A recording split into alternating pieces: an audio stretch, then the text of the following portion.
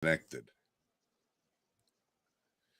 All right, ladies and gentlemen, sorry for the 1 minute delay. I have fat fingers and I am not tech savvy. So I wound up booting all of us off our own channel prematurely. So, welcome to the Liberty First Foundation Roundtable. I am one of your illustrious hosts and co founder of the Liberty First Foundation, Frank Johnson. Joining me to this side of the screen over here is Michael Vasquez, the dragon of the Southern Tier, New York's only truly independent and honest media personality. And below us is the legend himself, Peter. I'm the MFer that gets stuff done, Soma. Good evening, gentlemen. How are you this evening? Good evening. Not bad at all. Slight cold. No, it's not COVID. No, I'm not going to drop dead. I am sure there's some leftists out there that's crying now, but just a cold. It happens. Yeah, we were all instructed earlier to wear our e-masks as Vass is currently contaminated with some sort of vicious virus. Yeah, he's putting an internet bug out. Dale, good evening. We have Jeremy waiting in the wings, but apparently his devices are not connected, so we're waiting on his arrival. But in any event, quick shout out to good evening, Jan. Quick shout out to the good people of Ohio. From what I understand, if you guys don't immediately turn in your high capacity firearm magazines, you are now subject to a mandatory 180-day jail sentence and a conviction of a misdemeanor. So yeah, go ahead, congratulate yourselves for allowing the city of Columbus to circumvent the normal procedural legal manner of crafting laws and allowing somebody to regulate your liberties away. So congratulations to everybody in Ohio. If Alex was on this evening, he'd probably be able to give us a little bit more of an update than that. All I can tell you is you guys just had an election not that long ago. You reelected Governor DeWine. Pick up the phone, call his office, and tell him you better get your attorney general down into the city over here and find out why they're circumventing the law and taking away your liberties. It would be really nice if they did. Well, we know why they're doing it. It's a matter of control. And it's easier to control people when they don't have weapons to fight back than when they do. Oh, and on a positive note, well, we have those. Well, yeah, I'm kind of debating whether or not this is positive or not. Earlier this week, the first black lesbian female mayor of Chicago, Illinois. Lori Lightfoot. Yes. I say Illinois. I know it's Illinois, but I say Illinois because I know the people over there hate it. Yes, and I'm going to keep saying Illinois until you guys actually fight for some of your rights back. Well, she lost her re-election bid, which staggeringly. Yes. Now, she originally had cited the fact that she was a black female lesbian as the three key points as to credit her for her election victory 4 years ago. And that's why she lost now. But now, the entire city of Chicago is racist, misogynistic, and homophobic. Yes. All right. Now, a city filled with Democrats that have elected Democrats nonstop for 60 years and never not reelected a Democrat in 40 years. Right. And the two people who are now going in the runoff are just as radical leftist as she is, except they have a better hairline. And at least one of them's black. Yeah. And, so listen, Lori Lightfoot, congratulations on earning the distinction of being the absolute worst person to ever sit in that office in Cook County. You are a legend, an absolute legend, and we shall ever be grateful for your tenure as mayor and how is it now?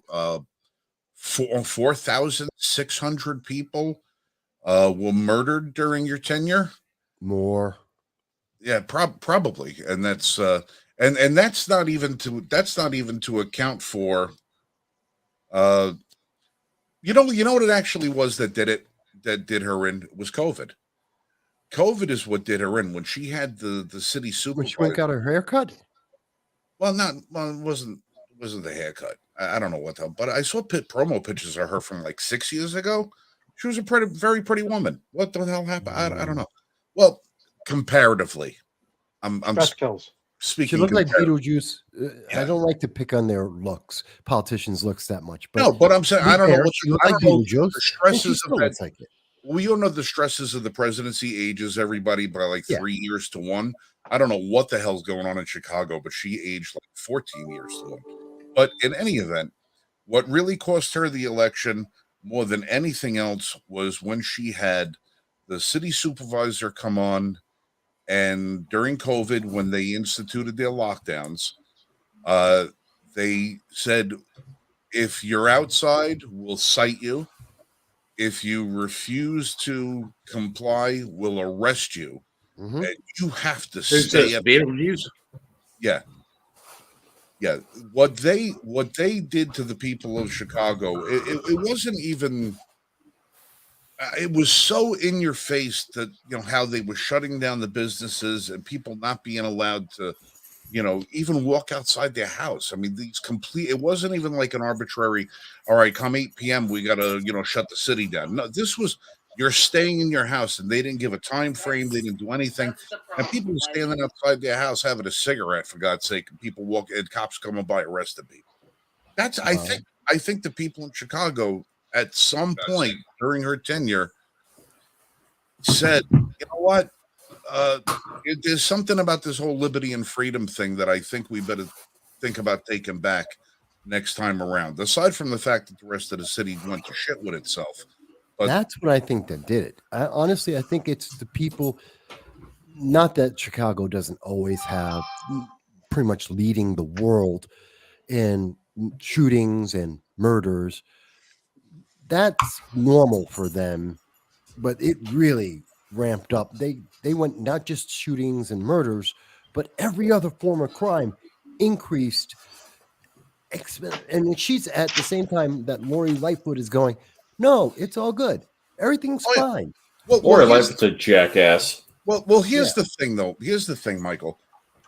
When it comes to crime, not every citizen of every city is impacted by crime the exact same way. The guy that gets shot 6 blocks away from you is probably not somebody that you know. You'll say, "Oh, wow, that was close," but it's not here.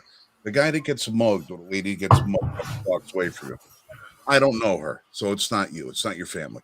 You're aware of it, and it's a compounding thing every day. It's get that is just getting paid off every single day. But when you turn around and you tell every citizen of a city, every citizen, regardless of who they are or where they live or anything else, that they're going to strip your liberties and freedoms away from you, that hits everybody. So you might not know the kids that got whacked out by the gangbangers 2 weeks ago, but you know damn well that for a month you couldn't leave your house. And people remember that.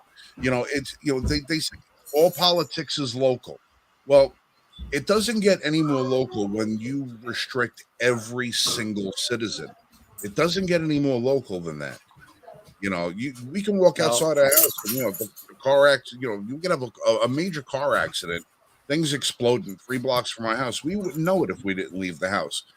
But we have the ability to leave the house. When you tell people that's it, you're done, you got to stay inside, or you're under the threat of going to jail, you start remembering that shit. And I think that was, one of the many factors that led to her political demise. But fear I not, also think the fear not, she's riots. going to run for president. I think the riots also had a major impact on her. And her pretty much siding with rioters. Oh, the peaceful protesters. Yeah, Well, yeah. They're mostly peaceful. Yeah. yeah. Mostly. Always That peaceful. coinciding with COVID lockdowns and the exponential Mhm. increases of murders and so forth.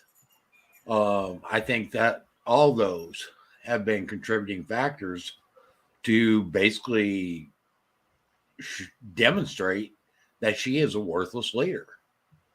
Always was. And Well, I think it's very apparent. And you know what's also adding to this to an extent? And we're seeing it throughout the country, but she's like the first domino to fall on this. Did you guys hear about what happened in London? Just the news just broke on this. Did you hear about this today? No. Okay. No. In London, there has been a leak, and you can see this. This is from the AP, if you open it. There are all the leaked conversations by the members of the government of the United Kingdom. They shut down the schools. They had scientists telling them, "Why are you doing this?" They had the school administrators, the top of the schools, saying, "Why are you shutting down the schools?" They said, "Shut up, do it anyway." They had these scientists and the doctors telling them, "These masks aren't going to help anyone. Do it anyway." "Oh, we're going to lock down everything, but that's not going to help anyone. Do it anyway." We have evidence from the United Kingdom's government saying that every single question, every doubt that people had about all of these extreme things that happened to us under the lockdowns in 2020, they were unnecessary and, in fact, made more of a problem than not. We have the actual emails that they sent to each other going, "This doesn't make any sense. Why are we doing this?" And they said, "Do it anyway." And that is exactly what we felt here in the United States, and we have seen over the last 6 months. Oh, COVID, it was naturally occurring. FBI and DOE, Department of Energy, disagree. Oh, well, the masks will work. Wear two of them, wear three of them. That's all a lie.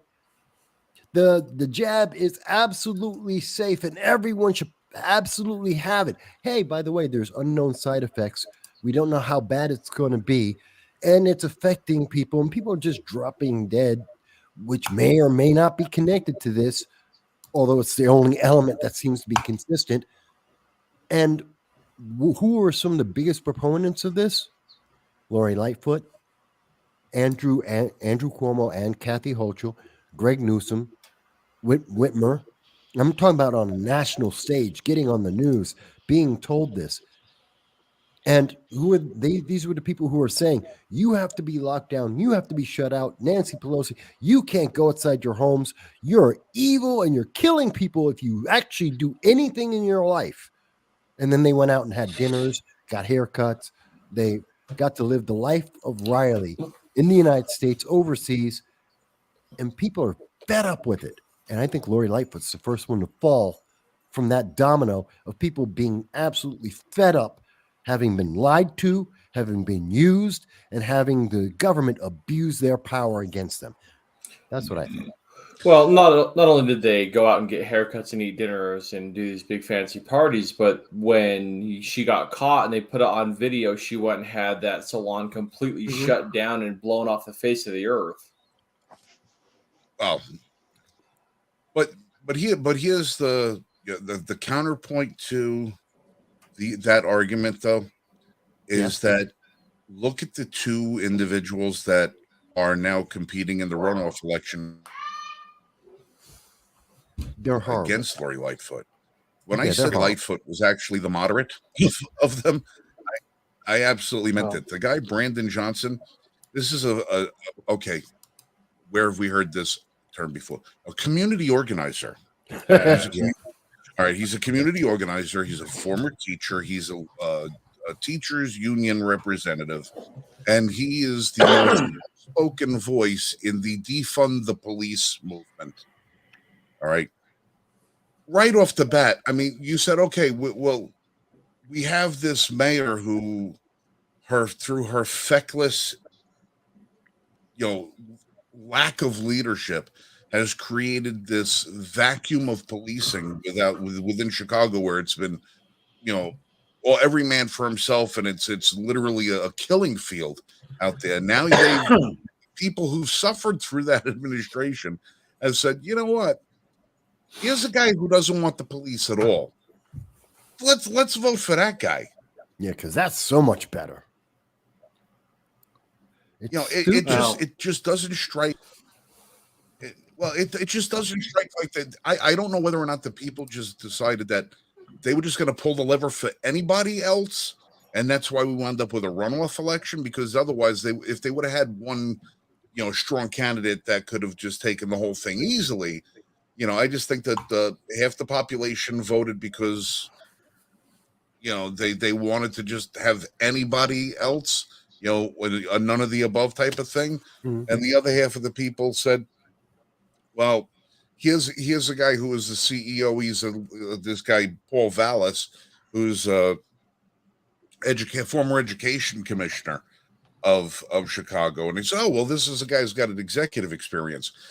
There is a district in Chicago where high school seniors, not one graduating high school senior, has reading proficiency above third grade. Yep. This is the other candidate that oversaw that system. So what the hell is going on they're worried about the water in Ohio. Somebody better check the water in Chicago, because they're just going from stupid to stupider. I don't understand. They've been doing it for 60 years. What else do you do? Well, the term political machine is where Chicago, that's where it began. That's where it came from. The Chicago political machine. Everybody knows that, as how corrupt it's been in Illinois for all these years. Yes, I keep saying Illinois. Hey, let them just keep eating each other. Let's take Lower Wacker Drive, surround it off, gate it, just like they did in Batman Begins, and just leave it be. Leave it be. It's never going to get any worse, any better, I should say. No, it's not going to be better there. Jan's correct that, California, San Francisco is about to give $5 million. I actually want to move to San Francisco. Move and then move back. I just want to get over there long enough to get my check for $5 million, and then I'm going to be out, because it's $5 million free. Well, Why if you do it the right way, move to California, establish a residency, collect your $5 million, then get on the Amtrak and shoot up to Seattle. Don't establish a residency and just walk around with your $5 million in a knapsack over your shoulder, make yourself look homeless, wind up getting another $250,000. Because that's what they're saying. They're promising the people in Seattle that homeless people are going to get $250,000 or a stipend of $1,200 a month that they will be able to get on an ATM card that will be spent in no regulated fashion. You just don't have to have a proof of residency anywhere, because it's easier to prove that you don't exist than you do. This is what happens when we let politicians. I don't know what's going on in the world, fellas. It's people aren't the world is paying attention. It's a crazy place for sure.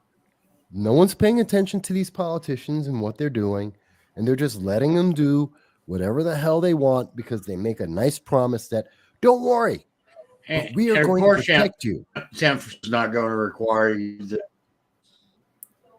Of course, San Francisco is not going to have you prove that you're actual resident. If they do that, then they'd have to have the illegals prove it. Yep. Well, considering, hey Frank, I'm just noticing your name here, and I think Oreo's logo is double stuffed, not double stacked. Jeremy's back with he's got a bite to him today. Yeah, and I have comic relief under my title. I got to switch that over to Jeremy's. Yeah. But hey, listen, if you collect your homeless check from Seattle, you can get on a plane. But remember where your ID is, because you need ID to get on a plane. Fly into New York, and they'll put you up at the Ritz for $500 a night, all the free food that you can possibly throw away. Part of the Damn. 10 million a day that they are spending on illegal aliens, $60,000 a year per illegal alien. The average American makes $35,000. All right. They're What was that movie years ago with Harrison Ford, Blade Runner, right? Blade Runner, and they had what the robots that looked like people, before Commander Data joined the bridge Yeah, group, that's- Star Trek Enterprise. Well, they're replicants, right? replicants, yes. Blade Runner. Speaking of New York City, you're closer than I am. Shoot down there and see if you can't find out whether Mayor Adams, is that his name over there? Yeah. Adams. Find out if he's a replicant or not. Because in the last 3 weeks, he said two things that I think I would never hear from a Democrat mayor of New York City. First, a couple of weeks ago, he said, stop bashing all the wealthy people because we need them here because they pay a majority of the taxes. That was the first thing that he said. Did you see what he said 2 days ago? They were talking about the schools and why the students are all acting like a bunch of frickin', mental whack jobs because they took God out of the schools. First of all, he's a complete mess. Have you guys seen this? The day he got elected, he was on CNN and explained everything that you need to know about him. He is a practical progressive. Talk about an oxymoron. It makes no sense. But everything he's done has come out of that ideology of he's a progressive.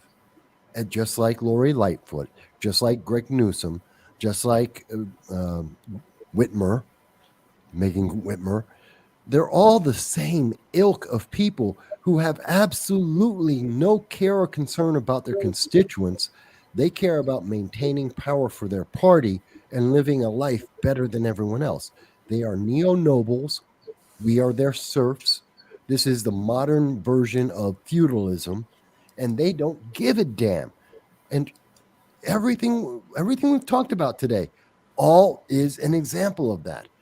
This is insane that we are allowing them to do this in the country that has the most freedom in the world, where they are supposed to be absolutely responsible to us. First Amendment, first thing in the whole thing says, hey, we have the right to talk about whatever we want and to hold them accountable. And that just doesn't work anymore. It's just I was just stunned when I heard him say, we took prayer out of schools and guns came in. I was like, holy crap. You mean, wait a minute, if you stop teaching kids about morality and decency and and not even faith, but just if you look at the 10 commandments, with the exception of I am the Lord God and you shall have no other gods before me, everything else in the 10 commandments is just more or less a morality tale. Don't steal, don't kill, don't be jealous of everybody's stuff, don't lie about stuff. They're all it's the rule book on how to be a good citizen. I never thought I would ever see a Democrat mayor of New York come out and say that it was a mistake to take the schools out of prayers out of public school. That just totally blew my mind. He's just desperate because everything's falling apart around him.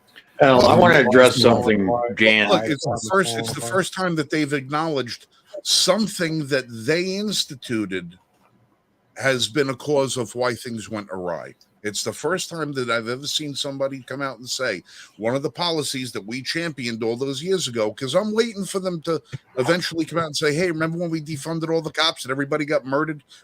Our mistake. Yeah, Marshall, I'm sorry, I didn't mean to interrupt you. Yeah, I want to address something Jan commented in comments. That California is getting ready to pay $5 million apiece to every black person in the state. Now, Jan, that is under a reparations committee.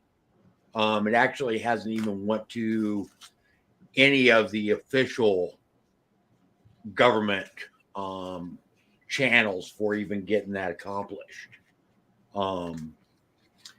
And varying reports go from 5 million and some of them just over like 220,000.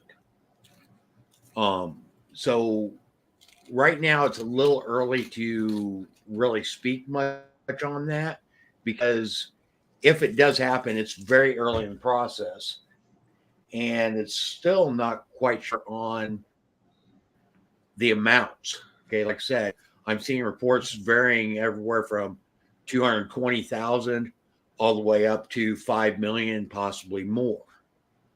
Those numbers are all So arbitrary, Mike. right, that's kind of a big thing. And here's another thing. Okay, California is extremely liberal, but there is huge parts of California that's extremely conservative, and they're not conservative necessarily in the quote unquote racist manner of speaking. They are conservative fiscally, and that they believe that California should not be paying for a lot of the stuff that it does pay for.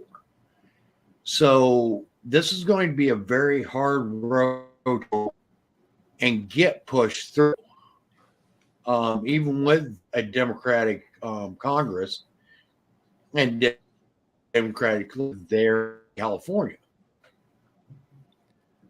Well, Mike, yeah, remember, they control So most of the right cities. now, I think it's a little early to say anything about. No, but this What was isn't that? new, Mike. I was saying this isn't new. And this idea first came out of San Francisco. No, it isn't. It's been in LA as well. The two biggest Mhm. cities are between San Francisco, Mm-hmm. LA, and San Diego. And they basically can push this through. The numbers have been arbitrary. I've seen 1 million, 15 million, 5 million, 200,000. It's all arbitrary. There is no actual financial basis on where these numbers are coming from. They're just pulling a number that sounds really nice. But its core purpose is stupid because it has no basis in fact. It has no basis in finance. It has no basis in accountability. This is just a political play and they don't even need this to work. This is the best part for California. The Democrats don't want this to happen. They want it to be stopped so they can blame the Republicans, and then every person who's black or a minority will be upset with the Republicans, blame them. They'll turn around and go, "We were going to give you the money. It's free money. You deserve it. Racism." And they're going to say, "But those evil Republicans stopped me." And that's only why. Don't vote for them in the next election. And this is this is the game they're playing. It's about politics. It's not about helping anyone. It's not about reparations. No, and it's not even about paying blacks. It is a carrot that they are trying to use to get the black vote. Yeah. That is all Okay, this is. that is literally what it is. They will never pass it because it would financially devastate California if they did. Mm-hmm. Well, that's all right. I'm sure the people that And are on that. that's the whole thing. People don't understand these reparations payments that they keep trying to push everywhere across the country would literally devastate any that they are paid in. They don't care about that. So those are things that we need to understand. That we need to realize. Okay. As educated voters, or even voters that aren't necessarily educated in the issues and stuff, we need to start understanding that money is not free. It doesn't come. Everything has to be paid for somehow, some way, some shape, some form. They try to. California is giving middle income people a huge tax refund, inflation tax refund. Where's the money coming from? Okay, at some point, everything that is spent has to be paid for. More taxes. More Always. taxes. Okay, I'm through Chicago, where when we're talking about Lightfoot. Okay, and Lightfoot was giving her big speech about the new budget that's coming out for Chicago, and she's tooting her horn and saying all these. Okay, you financially one of the reasons why you're voted out is because you financially Okay, go ahead. devastated Chicago during COVID. Okay, and now you're trying to say you're on recovery when everyday Americans are feeling the strain of the inflation that was caused from a lot of these programs that were put in place. Yeah, Well, but it's a situation of promises and promises with no afterthought as far as how it's going to happen. Oh, we're going to give money to everybody. Who's going to pay for it? Oh, we want everything to be solar and wind. What are you going to plug it into? We don't have the infrastructure to support anything we're talking about. It's common for these people to just come in and say over and over and over, oh, we're going to give you everything, but there's no way for it to be enacted, no way for it to possibly work, not with the system that we have now. Well, there's one, you know what I think, Peter? There's one good silver lining in this, guys. All of the illegal aliens, anybody who's got melanin close to mine or darker, they're all going to run over to California. They're going to, I mean, who wouldn't? 5 million free, go to California, stay there, get out of my state. I didn't invite you here in the first place. Go and let California deal with it. Don't Well, come back. But here's the other thing. Okay, and we've all heard about the 1619 project. Yeah. All of us. Okay. Do you realize that how much that 1619 project has infiltrated our school systems? As much as CRT. More so. NEA is pushing extremely hard for projects for the 1619 project. Well, we are devastating our schools right now with everything but what it needs to be. This is the impact. This is what happens when you have Merrick Garland turning around and attacking directly or indirectly parents in our school systems. We get the 1619. We get critical race theory. We've got coming up on the 16th, a Satanist club is going into a school in Endwell, New York. And just tonight, and let me show you guys this. This just happened tonight. I just got this. It's on Facebook. So it just became public. So this just happened. In Fairport, they're now putting into schools the books to try to groom kids, young children, and to get these kids to alter their bodies. They're actually putting these books in the high school libraries, trying to program these kids to essentially, in my opinion, mutilate their bodies for life without understanding any of the consequences, without notifying the parents about this ahead of time, not having a discussion. And besides, if they did have a discussion, the FBI is going to check out every parent who has a complaint. So 1619 is bad. CRT is bad. This, I think, is even worse. And it gets worse and worse. And parents are now talking about it. And I feel bad. And I know Kevin, he's a good guy. He cares about his kids. And now the FBI is going to be searching for him because he put out a tweet saying, why are you doing this to my kids in my school? Why didn't you tell me about this beforehand? And I'm terrified by this kind of thing. We got problems here. We have fundamental, down to the core of the nation problems that are going to start appearing we're going to see the consequences. Not tomorrow, 5 years, 10 years, we're going to see it.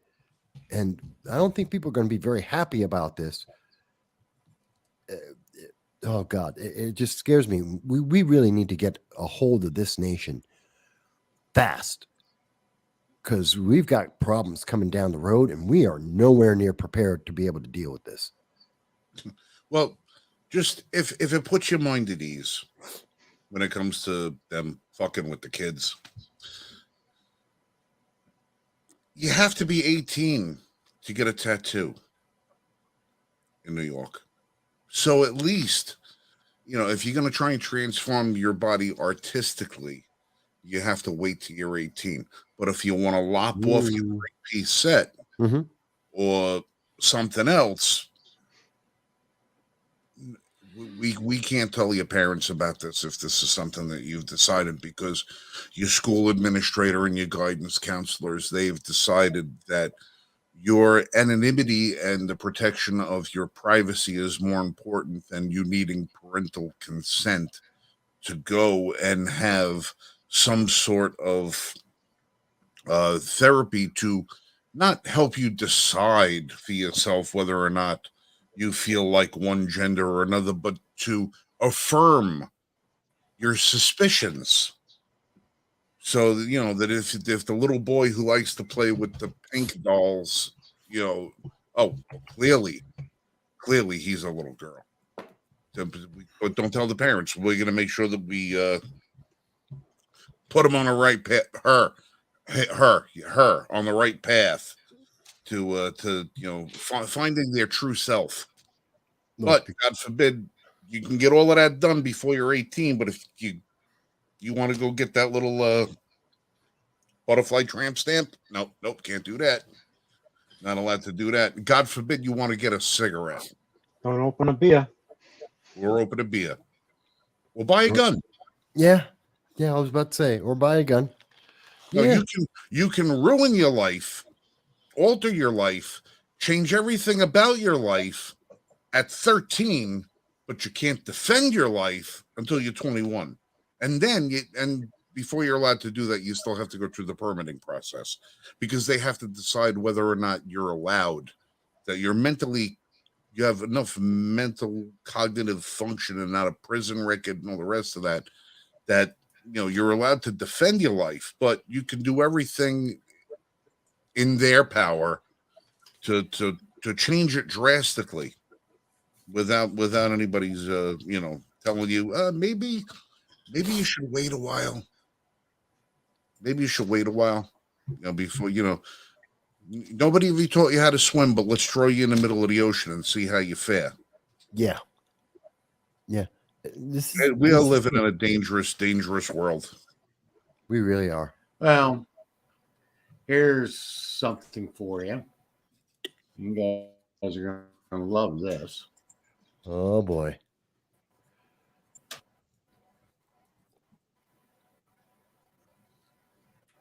This is something I've seen already. So, I wanted to do a little bit background. Who behind the LGBTQ educational initiatives? Say again, Mike, you broke up a little bit. I can get this to come up. Get this to come up. But one of the institutions behind it, or organizations behind it, is the American Bar Association. Gee, I wonder why the Bar Association would want to get involved in something that has so much potential for future litigation purposes. Gee. Could only imagine. Now, National Education Someone in your Association family is also been behind it. transitioned There's the against your CDC. will. What about the CDC? CDC is behind LGBTQ education in schools. Yeah. But Okay, here's a list. This is from the National Association of School Psychologists, organizations supporting LGBTQ youth, American Institutes for Research, American Psychological Association, Children of Lesbian and Gays Everywhere, Family Acceptance Project, Family Equality Council, Find Youth Info, Gay and Lesbian Alliance Against Defamation, Gay and Lesbian and Straight Education Network, Human Rights Campaign, Lambda Legal Defense and Education Fund, National Work Group to address the needs of children and youth who are LGBTQ I2-S and their families, Parents and Families of Lesbians and Gays, Project 10, the Trans Youth Equity Foundation, the Trevor Project, and True Colors Fund.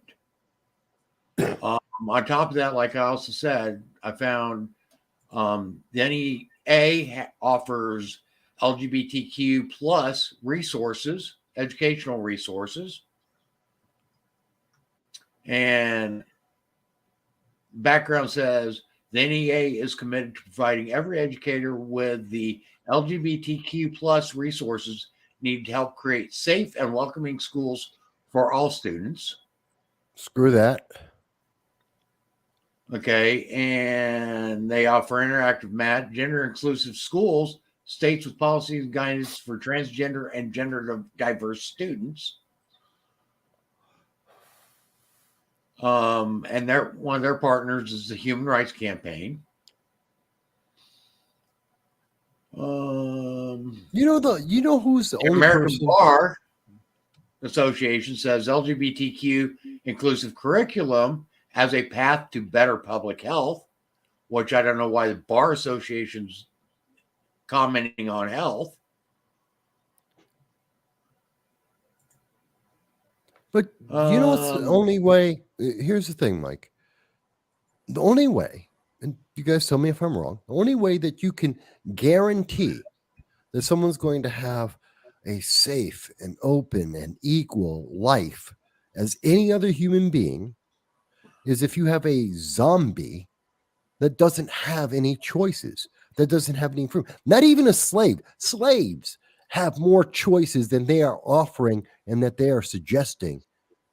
They're saying, we're going to make everything safe and equal and perfect for you. The only way you could do that is if everyone's brain dead, because there would be no choices. Because if you make a choice invites danger and challenge into your life. If you want to decide, should I be a doctor or should I be a construction worker? You've just entered into a challenging decision that could endanger your life in one way or another. You could get an illness in a hospital as a doctor, or you could fall off of a roof as a construction worker. Oh my God, we've got to protect you from that. We have to make you safe. The government has to step in and make this life-challenging decision for you because you are obviously not smart enough, not capable enough to do it yourself. Well, that means you're a zombie and you have no rights. You don't have a life. Slaves would have a better choice. Or maybe it's just me seeing it that way. Well, I know when I was in sexuality didn't really start up. Okay, you didn't start getting these funny feelings about girls and stuff until you were in middle school, at least. Yeah, junior high school, thereabout. And now they are trying to get started at kindergarten and in preschool. Okay, Well, but this is something that more should be put in the homes, at least initially, and not put out there in front of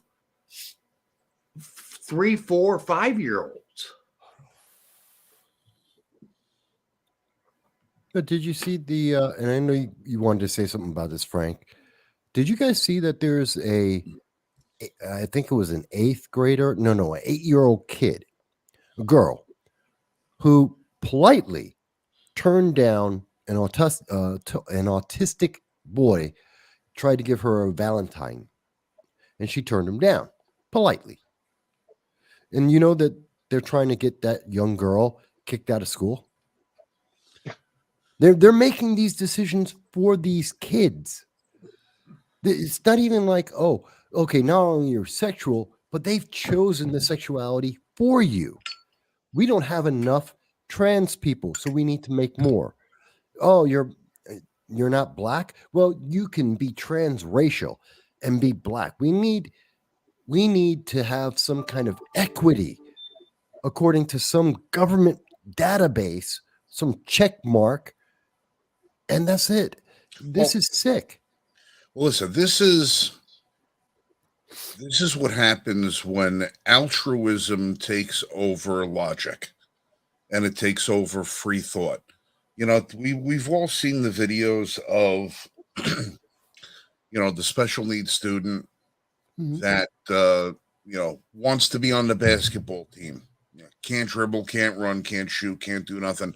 But the team brings him out in the last quarter of the last game and gives him a celebratory moment. It's a beautiful Cool. moment. It's like, yeah, it's beautiful. Yeah. It's nice. But the team decided to do that. We've seen the videos of the kid with cerebral palsy who wants to be on the wrestling team. He can't wrestle, can't hold himself up, he can't do any of that stuff. But the last match of the last performance of the last season, whatever, the champion takes one for the team and says, "I'll wrestle the kid," and he lets himself get pinned. These are decisions that are based in altruism and that people make of their own volition, and they say, "I'm going to do something special. I'm going to do something nice. I'm going to do something for this person because I feel it's the right thing to do to give this person that moment that they'll remember for a lifetime." Yeah. And there's businesses that they take people that have a mental disability or mentally challenged in some sort of way, and they find them employment, something within their capability, and that's fantastic. Everybody should have that need to be useful, and should be acknowledged, because everybody, who, regardless of what you are, your life is valuable.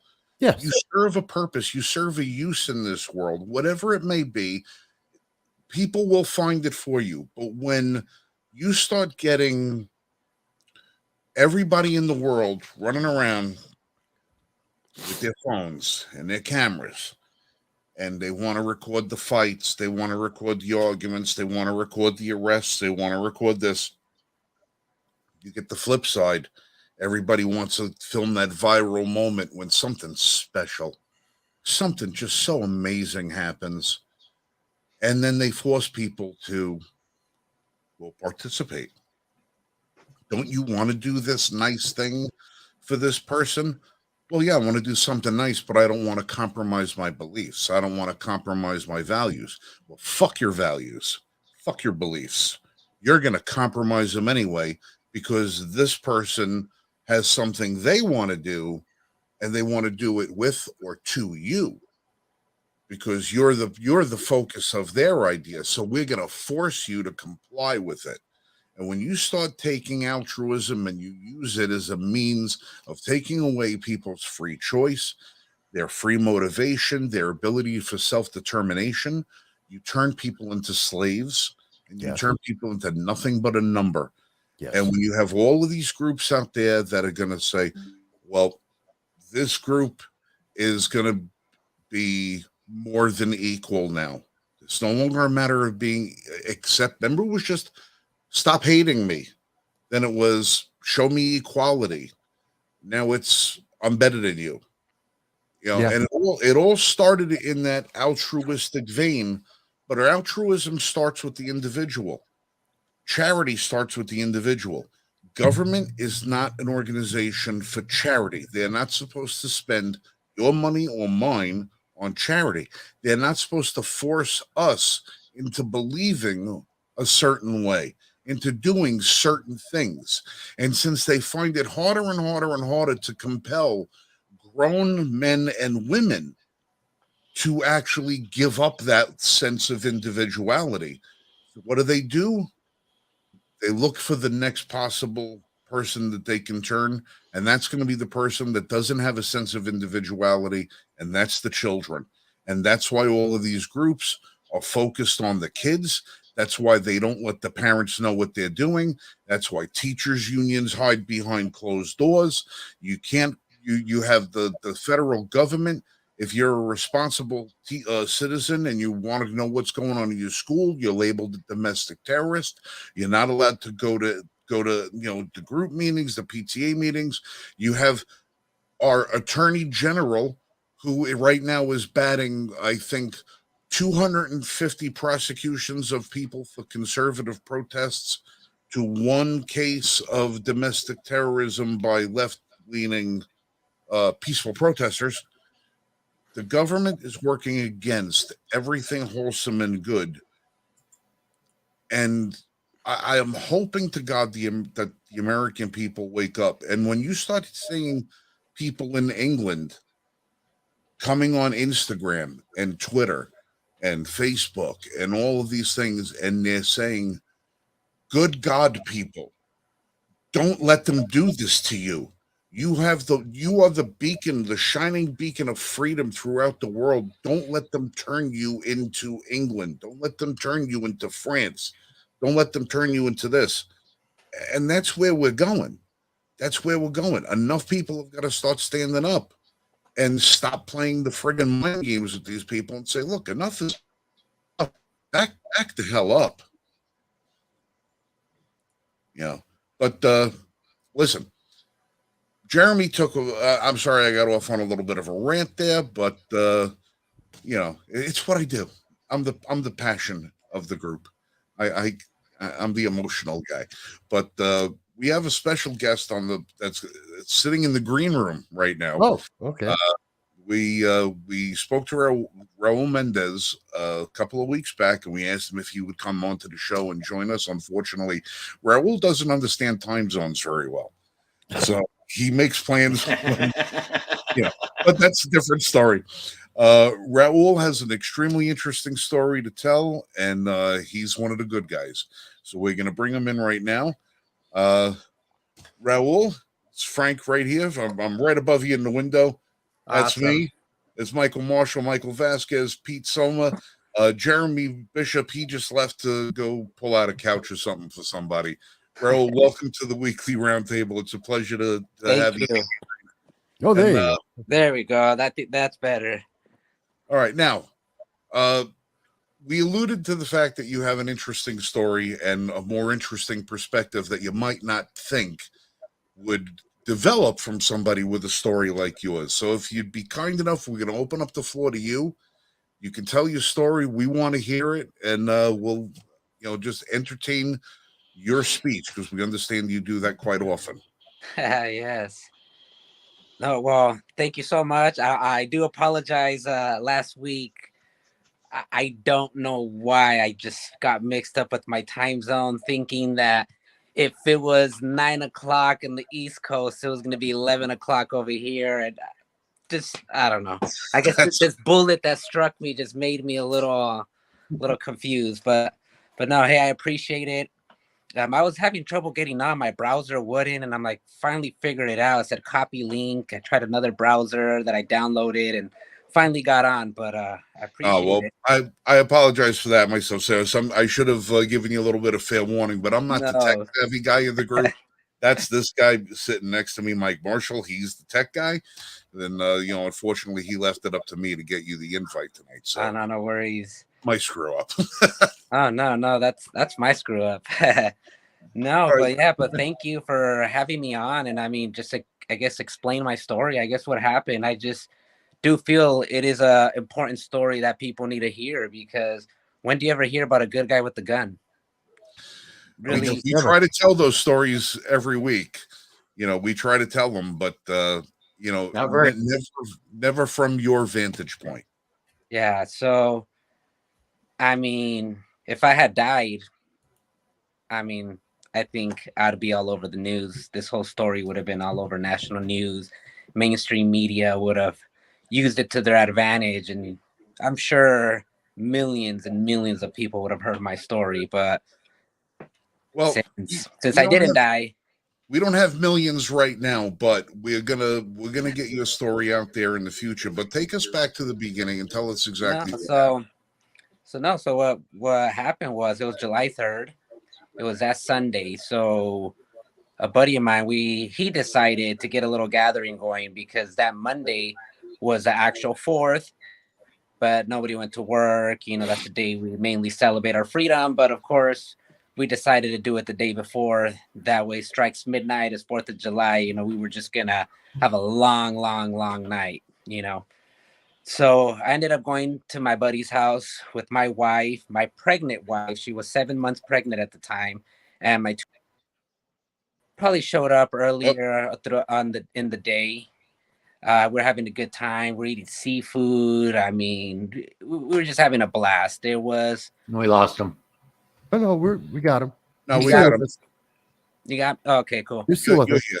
Okay, so yeah, we were having a good time. There was more families. There was a lot more families, and it was all people we knew. Husband and wife and their kids. It was a lot of kids. Running around, the backyard, in the house, in the bedrooms with the kids, playing with toys. And so we're all having a good time. And at around 8, 9 o'clock at night, uh, one of the families, one of the couples, they brought some of those little fireworks that you get at the stands, the little fountains. And so we decided to go outside and light them up. So we're lighting up fireworks and, still having a good time. This neighbor that I've never met just came up, not didn't confront us in a negative way. He was just, there, introduced himself. I'm your neighbor. I live right there. Just normal guy. We're thinking, oh, okay, introduced ourselves. I'm this person, I'm that person. We're there just having a good time. So eventually we decided to go inside because, people started getting hungry. It was already later on, 9 o'clock, 9:30. So, small groups started heading into the home, to go, grab some more food and, just go hang out inside. Well, eventually this neighbor makes his way inside the house. I don't know if he was invited, but from what everybody's saying, like he just walked in. He just let himself in. He saw groups, everybody like, hey, party. So he made his way in. Well, the host, decided to, being a good neighbor, like, hey, you want something to drink? You want something to eat? Sat him down to eat. This is in the kitchen island.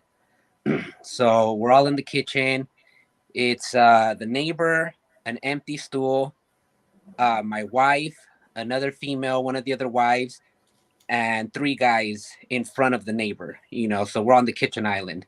I decided, or at that time, I'm talking to somebody having a conversation. So I am in the dining room, which is, it's not a big house, standard 3-bedroom, 2-bath, cookie cutter home, those model homes. So it's nothing big. So I'm probably about 10 feet, 10 feet.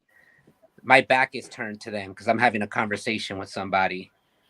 Well, I guess out of the host was there, he excuses himself, like, I'm going to go use the restroom. So it ends up being just the neighbor. Again, like I said, my wife, the other female, and 2 guys now in front of the neighbor. Well, just out of nowhere, unprovoked, nothing. He just literally gets up from his bar stool, takes a step back, pulls out a 9mm pistol, and shoots the first guy right in front of him, right in the throat. It was my buddy Carl. He literally shot him in the throat. He died instantly. He just bled out. The guy next to him bolts to the front door. The other female, she bolts to the back. My wife, that was literally right next to the shooter, ducks down, looks at me. As soon as she looks at me, she sees me drop to my knees. So, like I said, my back was turned. So I turned over my right shoulder, and I was the second person he shot. He shot me right here on the right side. I know with my camera, it looks like I'm pointing at my left, but no. So he shot me in the right side, and it came out my left eye. So my wife runs to me, tells me to get up, tries to pull me up. And at that point, she just looks at me bleeding out and just says, my husband's dead. So everybody's scattering out the front, back door, everybody's running. My wife, was the only person to say, hey, my husband's dead. My daughters, they have nobody else. They only have me. So she ran to that bedroom, tunnel vision. She doesn't know she crossed paths with the shooter because it was so quick, but she ran to the bedroom, barricaded the door, and there was 3 other children in that room. So a total of 5 children. She shoves them in the closet, throws clothes on top of them, and my daughters, they heard this ruckus, people yelling, screaming, gunshots, like this craziness. So my daughters are asking, Mom, where's Daddy? Where's Daddy? And she couldn't tell them. She just said, hey, I don't know, but there's something going on out there and you need to hide. Do not come out no matter what. So she barricades, 7 months pregnant. She's able to just push that dresser in front of the door to try to barricade it and hide the kids. So while this is happening, the shooter makes his way to the living room. So he makes his way to the living room and starts shooting the people that are actually trying to run out the front door. He catches like 2 people, shoulder, arm, and actually 3 people, shoulder, arm, and then the last person was shoots him in the leg. He hits the ground. He couldn't make it out the house. He tried to crawl out, but he couldn't make it. He just goes up to him, executes him, shoots him right in the top of the head while he's just literally on the floor. After that, I think he remembered that the homeowner or the host, he excused himself to use the restroom. So he probably thought like, hey, he's still in that master bedroom, using the restroom or whatever locked in there. So he makes his way in there. Door was locked and he just starts shooting towards the door. He breaks that door lock, pushes the door, tries to get through. And actually, there were 3 women in that room. The host wasn't there. He actually ran out the house. He saw me get shot and he ran. He saw the gunman pointing the gun in the back of my head and he just bolted out that door. So pretty much everybody just left, besides the people in the master that just try to lock themselves in there. But he gets through, and the host or the homeowner, the female homeowner, his wife, she actually wrestles him. She grabs his arm and tries to like not get shot, but she ends up getting shot 3 times in the arm and once in the leg. But she still tries to wrestle him, whatever strength she has, she's just trying to, not die, of course.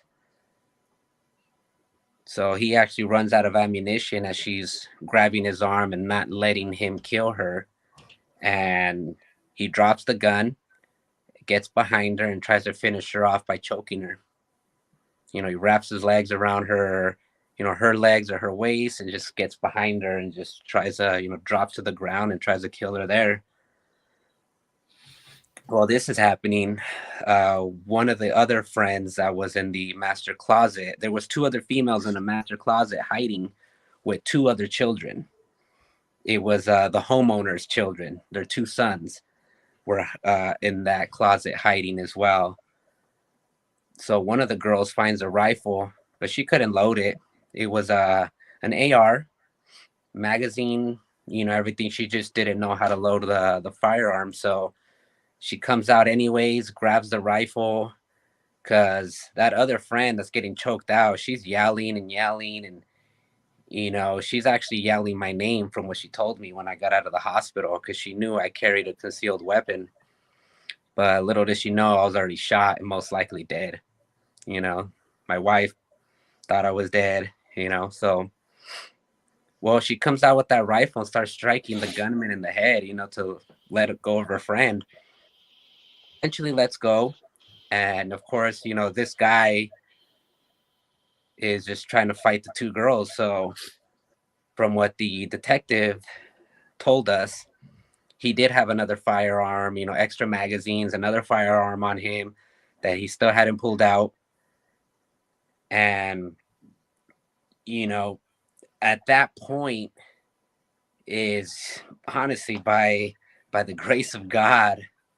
I mean, I got no other explanation of how or what, but I opened my eyes and something gave me the strength to actually get up. So I stood up, and at that point, I had a choice to make. I had the back door, a few feet from me. I was in that dining room. It was probably like 5 feet from me, that back slider. So either run out or go towards their screen or go towards those screams. So, I mean, I decided to go towards those screams.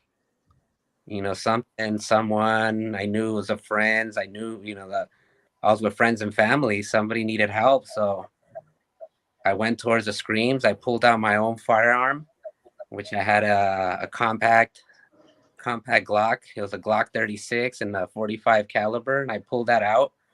And as soon as I saw the gunman, I just put 4 shots in him. And from what the detective told me the last time I spoke on the phone with him is that 2 of those rounds hit his heart.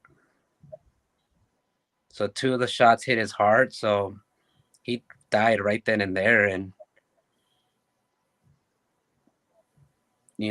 that's just when all the girls and everybody from the room just, knew he was dead. And, they came out the room, and poor kids that were hiding in the closet, they had to go through the living room and see the gunman, see all the blood. And, it was just something that, I mean, nobody wants to go through. It was just complete horrible. But then at that point, my wife didn't know what was going on. One of the other guys came back into the house after the whole aftermath, and he went and banged on the door and said, "Hey, come out. The shooter's dead. Shooter's dead. Your husband killed him." And my wife's like, "What the heck? Like, what do you mean my husband? My husband's dead. I saw him get shot in the head and bleed out. No, I don't believe you. No, it's me. It's me." And he said his name. It's me. Come out. And so eventually she comes out, and she looks to her left, and she sees me standing at the end of the hallway, just standing there bleeding out. And she was just, from what she tells me now, or she told me when I got out of the hospital, it's like seeing a zombie or something from a movie. Like, it was just so unreal. Like, you were standing there when I saw you die. Like, in her head, she was so panicked and had to, like, literally cope with my death and try to save herself and my daughters within a few minutes, or you know what I mean? It was just something happened so quick. And just seeing me standing there like, hey, wow, he's still there. So she runs to me, my daughters run to me, they're all hugging me. They don't care if they're getting blood on themselves or all over. There's just, just full of joy that, that this is over with and that I'm still alive. So we end up, going outside, and that's when the PD finally shows up. Of course, they're going to show up once towards the aftermath, everything's over with, and that's when they show up. And that's how it's going to be. The cops cannot be there everywhere to protect you. So that's why, like, now after this whole situation, it's like it has only reinforced my belief or where I stand with the Second Amendment. Because honestly, if it wasn't for God, first of all, but if it wasn't for my concealed weapon, we all would have been dead. Those girls would have been dead. Those boys in the closet would have been dead. My wife and kid, my pregnant wife and kids would have been dead. His motive was to just kill everyone in that house. It seemed like he wanted to kill the men first and then take care of the women. Who are the major threats? The men, and then go after the women. So his intentions were just to slaughter everyone in that house. So honestly, again, if it wasn't for that weapon in God's will to utilize me to protect everyone that did survive, I mean, we all would have been in body bags. So I mean, that's why, like, now more than ever, I'm speaking up. I'm speaking my story, and I've lost many friends because I speak up. Those so-called people that were there that night, I don't even talk to them. They pretty much turn their backs to to me, because according to them is like they want to forget. They want me to hush hush, and they want to forget. But I just feel like this is an important story that people need to hear, because you don't hear about the good guy with the gun. You don't hear about the guy that stopped the mass shooting and saved lives and saved children, saved women, and you don't hear any of that because it's not in the agenda. So that's why, maybe yes, I did put a target on my back for speaking up, but I feel that it's my duty now to speak up and let people know the importance of our Second Amendment, because guns are not going away. Firearms are not going away. Look at, I always use the example of Mexico. I mean, I'm first generation American. My parents were born in Mexico.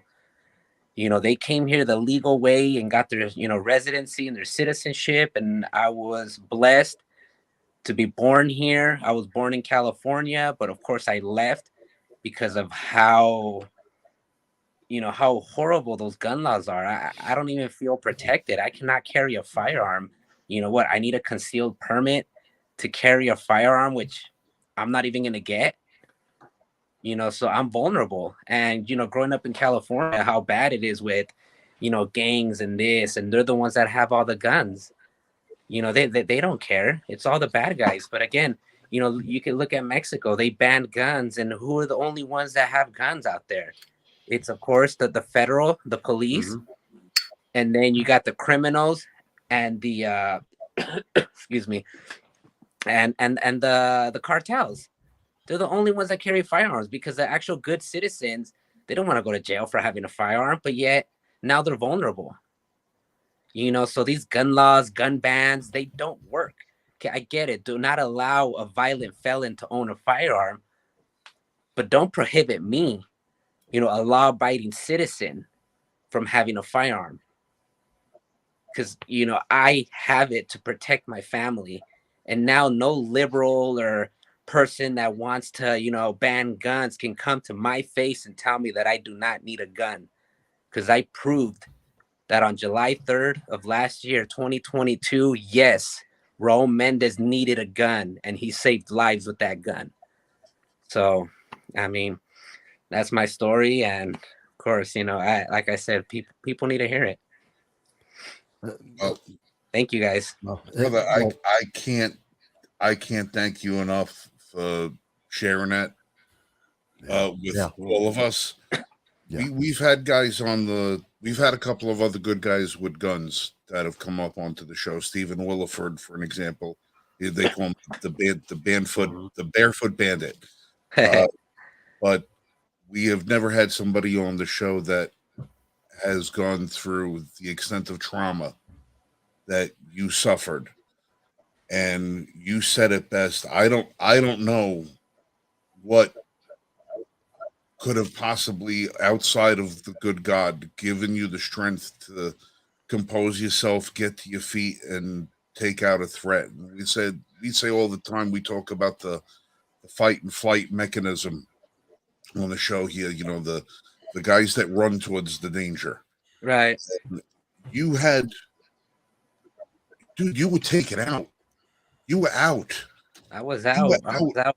Done. And God gave it back to you and said, "No, you're not done. You got to get that guy done," and you did it. God help it, man. God, you are legit, the man, the absolute man. No question about it. Now, the question I got to ask you, number one, is your family okay now? Physically, yes. Emotionally, we're still working on it. All right. Question two. Yeah. You and your physical being, how are you doing today? I could be better. Besides Understandable. I get these massive migraines like 3 times a week, maybe four, where I just want to shoot myself, or literally, I mean, I want to get shot again in my head. That's how bad they are. Sometimes I get vertigo. Uh, this part of my face, which this is my right side, because I'm using like the flipped camera, Right. but Mhm.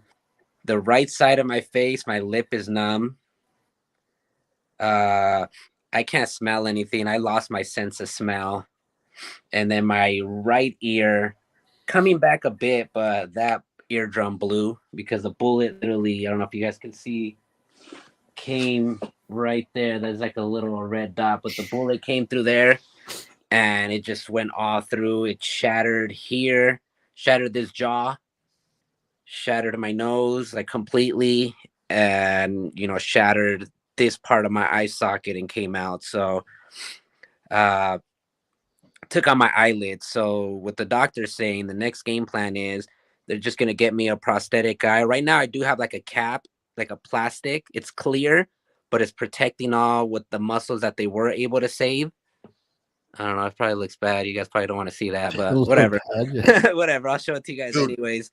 But listen, that's don't think of that as a scar, man. No. That's your badge of honor. yeah. You know, I know a lot of guys personally who've been through some doors and have, they you wearing them on the outside. That is something you got to be proud of. Yeah, for sure. Oh, I'm sorry. That's you got to be proud of that. You got because you did something that I'm very proud of it. I'm dude, very I mean you're I'm one. proud of what I did, of how I handled myself, and I don't feel down about this. Like I don't get depressed over this, like at all whatsoever. If I'm at somewhere out and a little kid stares at me, I'll just give him the funny face, and like I don't take it a bad way. People ask me, "Hey, Dad, what happened to your eye?" Like I'm open to answer. Like I'm not ashamed because I know what this eye went through and what this did after the fact. You, So hey, you traded the eye to save lives. yeah, exactly. Now, Well, Vass has got a couple of questions he's going to ask Oh you. yeah, go ahead. first of all, God bless you Thank you. and your family. And I hope you guys are going to heal together as quickly as possible. I know it's difficult. And it's incredible what you just described to us. Thank you. Thank you for sharing this with us and everyone. I hope so many people share this. But I want to ask a question about how is it possible? I've been doing political commentary 17 years. I've gone to all kinds of places talking about Second Amendment, why it's important. Right. Is nothing compared to what you just described. And I can imagine, why hasn't the news media, why haven't the NRA, GOA, why hasn't someone made this widespread news? Well, actually, the NRA was the first. I got in contact with the NRA as soon as I decided to open up about it. It Mhm. was Fox, Phoenix here. One of the reporters, Justin Lum, I believe his name is. He was the first one that was persistent on having an interview, but it stayed local. It Yeah, stayed local. that's crazy. Yeah. After that, the NRA. Actually, I have a cousin that lives out there in Virginia. Mhm. He's probably about 8 minutes away. He lives from the NRA headquarters. He personally went to the NRA and said, "Hey, my cousin, this is what happened," and they were just so amazed. By that same, a few days later, we had a Zoom meeting with some of the executives and all that, and then by that next Friday, two other guys flew out from Virginia, came here to my house. We made a video. They took me to the range, took my family, shot a bit, and continued the video. And the NRA did make a video. Good. That video on Instagram is one of it's their number one viewed video the NRA has ever published in the last, I don't know how many years. has millions of views already. Because of the NRA, they got me in contact with other people. This actually eventually did go on to Fox. The whole Fox. I was an actual. Sorry, trying to speak too fast. Okay. But I was on Tucker Carlson already. So I did tell my story on Tucker, which I posted on my social media. So if you look at my Instagram, you'll see my interview with Tucker Carlson. You can see my NRA video. I've done a few other, interviews. I was with Collier Noir. I did an interview with him. So it has gotten some traction, but it just kind of died out. And that's the Just sad to part. let you guys know, there will be another video coming out that I'm collabing with the NRA. We're going to record it in April at the NRA annual convention they have in Indianapolis. So I will be going to that for the 3 days, and we will be making a video there to continue just talk about the aftermath and pretty much what happens after, and just kind of collab with that and still talk about the importance of I'm a survivor. My family survived, I survived, and I think this story needs to just to continue on. I don't think it's a story that's like, oh man, that happened 3 months ago, get over it. Well, No, it Oh, that needs to happened be. last year, get over it. No, it's such a powerful and impactful story. And, of course, like I said, I give all my credit to God. So this is nothing that I feel like I did. Like I'm a hero. I'm the man. And that's what people are like, hero. I'm like, I don't think so. But thank you. I'm glad I saved my family. well, No, listen, But I wanted to ask one other question about that, and I know Frank, you have a question. Frank's freezing; his screen freezes. We're used to it. But Raul, another question I'd ask them, because it didn't get enough attention. I'm a No. political junkie, and I didn't catch this, and this is something I would want to have heard about ahead of time. right. But, and I hope we can help you get more of that attention. I hope in April it gets way more attention because sure. there's so many people that could be helped Yeah, of by course. hearing this on so many levels. But that also makes me think of this, both as a survivor and also as an advocate of the Second Amendment. Have your local, who's your congressman, who's your senator, have they talked to you so that they can then understand how they can go back to the Congress and help people to save lives, to protect themselves, to protect families, and also to help have some system there to help you guys deal with the aftermath? Yeah. I'm not going to get too political on No, politics, no, that's all right. but I am going to say no politician has reached out to me. You don't need to say more than that. I mean, That that's explains it all. all right. No, you don't have to go that. more than that. You could look at that as both a blessing and a curse at the same time. Yeah. Because if a politician is going to reach out to you, it's usually going to be because there's a coattail they want to ride on into a fundraiser. So there's going to be a very, very few in the political realm that if you were going to speak to, that would be worth your time in speaking. right. Sure. Now, the question on it is, now you said you're going to be in Indianapolis Yes. for NRA annual meeting. Are you going with your entire family, or are you just going out by yourself? That's still to be determined. Still to be determined. All right, because as it stands right now, if all goes well, I'm gonna have to figure out how many seats reservation, because when I see you out there, we're going to dinner. Because I'll be out there myself. Okay. God willing, I can make the trip. Hopefully, Michael will be making the trip. Hopefully, he can get out there. We would definitely like to, if nothing else, shake your hand. Thank you in person for being such, Yes. not only acting in such a heroic fashion, but for understanding that there's two sides to the gun, Right. and you articulate the good side both in your actions and words so magnificently. So Thank we you. cannot say enough about now. I'm gonna be honest. We spoke a while back through chat. Yeah. I did all the check-in. I knew your story before we came in. Oh, I'm sure. Yeah, we Yeah, talked. You knew my story. only because we didn't have. We usually have a rule of thumb where we usually try to come on a little early so we could get to know people, so people are comfortable and everything. We didn't have that opportunity last week or No. this week, so I said, "Well, let me read up a little bit about Raul." And one of the things that I want to do now, if I can, if Michael Marshall will be able to share for us, because I'm stupid and I don't know how to do that. I sent Michael a link. If he can share it on the split screen, we're going to encourage anybody who's watching or listening.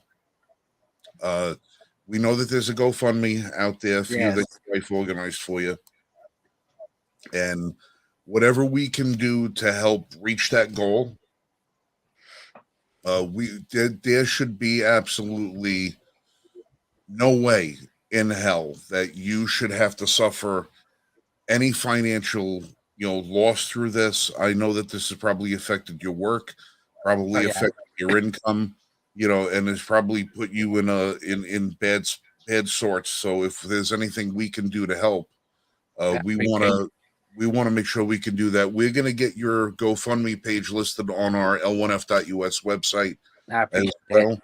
I'm sure Vass will share it up on the No Sound Bites Allowed podcast. Oh, yeah. We want to make sure that gets up there. And like I said, we'll have a dinner reservation when we get out to Indianapolis. For Just sure. let me know how many people we need at the table, because when we get Uh, out there, uh, now, like I said, we're only small fish in the podcast world, but we do know a lot of the big ones. If you would be willing to tell your story and get people out there, we can put you in touch with a lot of the people that can get your story, more widely viewed. Because if you sit there and you look you up on Google, there's 6 articles that come up about you before the GoFundMe page, and then that's it. right. I mean, granted, your name is not exactly the least common name in the Google, Right. but when it comes to this story, Vass was right. More people have got to know about what you did, and more people, when I see a pizza delivery person gets caught on a Ring doorbell tripping over a planter and somebody raises $500,000 for them, I would Oh, seriously think that I, somebody who saved the I lives saw that one. That they a tripped and dozen they people, just yeah. So we got to do something to get out there and make sure that the community has got to come to bat for you the way you came to bat for your community. Yeah. And that's going to be one of our personal missions. I appreciate it. Now, as far as what did before all this happened, I'm sorry, it cut out. You said No, before all that's this it. happened. That's normal. It's his internet. what did you do for a living? What was your regular day? Oh, I had my own home security company. So just pretty much home security, residential, commercial security, and I did have some solar for a little bit, but I was going back to my home security company, which that's probably what I'm gonna continue to do once I get the opportunity, once they figure out what's wrong with my head. Because like I said, I get random vertigo, random migraines, and it'll last like 5-6 hours, and I just want another bullet to strike me. But it just feels that bad. I don't want to get addicted to pills, so I try not to pop any pills. If they give me any opioid or anything like that, I don't even pick them up from the pharmacy. No, that's a world of trouble you don't need. Exactly. I would say you need a bad joke for me to say would be like, well, you need that like you need a hole in the head. But you were No, I get you. No, I mean, I'm grateful to be here, and I'll deal with those headaches. But I am seeing a neurologist, and they did order an MRI, but they could not do the MRI because I still have metal fragments in my head, right next to some blood vessels. Wow. So I see my neurologist again next week, and let's see what he says. I mean, they couldn't do the MRI, so maybe a CT scan. I don't know. They'll probably do a CT scan with contrast dye just to run through and make sure what's what. Now, I hope it's just I don't know. I hope it's nothing bad. They said it didn't strike my brain or anything major, hence I'm still alive, but I just hope it's nothing bad, My newborn daughter, or my daughter, my newborn was just born. Oh, I don't know how to say, but like I said in my story, my wife was 7 months pregnant, but I'm grateful I was able to meet my baby. You know, God gave me that opportunity, and she's a Mhm. blessing. She's a beautiful little thing. Well, now you know. Now you know why God put you back on your feet. Oh yeah, He didn't want to deny you that opportunity, or deny your child the opportunity to know what a man as a father looks like. Because there's a lot of males that are fathers, but there's not a lot of men who are fathers. You, like I said, you fit the mold. And listen, they're gonna fix whatever's going on in your head. We have a friend of ours who's 42 years old. They gave her a less than 1% chance of survival after she had a major stroke and aneurysm. They did 5 surgeries wow. on her, and she walks around. And this is less than 3 months ago, and she's walking around today like nothing ever happened. Like nothing happened. Wow. Nothing happened at all. So they've advanced a lot of things, and you're going to be fine. I don't think God allowed me to stay on this planet and survive that bullet just for me to be taken out by something dumb, part of the aftermath, you know, or you know what I mean? Oh, internal. I don't know. yeah, we Trying to get make. you. I have hope. My family has hope. I'm gonna be all right. I'm sure.